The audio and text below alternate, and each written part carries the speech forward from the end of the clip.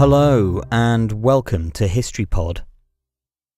On the 30th of September 737, the Battle of the Baggage saw the defeat of an army from the powerful Umayyad Caliphate by Turgesh forces.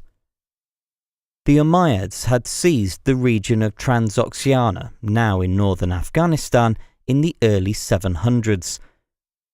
They proved to be unpopular rulers, and by 720, the native Iranian and Turkic populations had begun to revolt with the support of the nearby Turgesh kingdom. Over the next 2 decades, the Umayyads faced a number of attacks and revolts in Transoxiana. In 724, they were forced to retreat across the river Jaxartes in the Farghana Valley in a defeat known as the Day of Thirst, and 4 years later, another uprising forced the caliphate out of even more of the region. Further revolts in the early 730s led to the appointment of the Umayyad governor Asad ibn Abdallah al-Qasri, who set about stamping out opposition. Having successfully halted the revolts, in 737 Asad turned his attention to capturing the principality of Khuttal, where the inhabitants had sided with the rebels.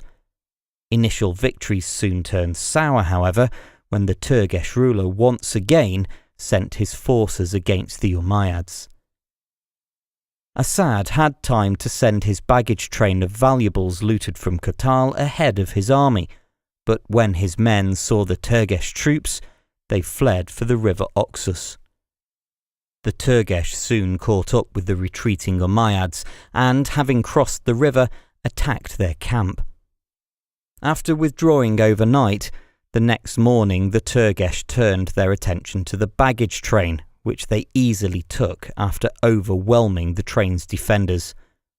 Although the Turgesh were later crushed by the Umayyad regime, the Caliphate had lost direct control over the region, and this laid the foundation for their overthrow at the hands of the Abbasid revolution just a decade later.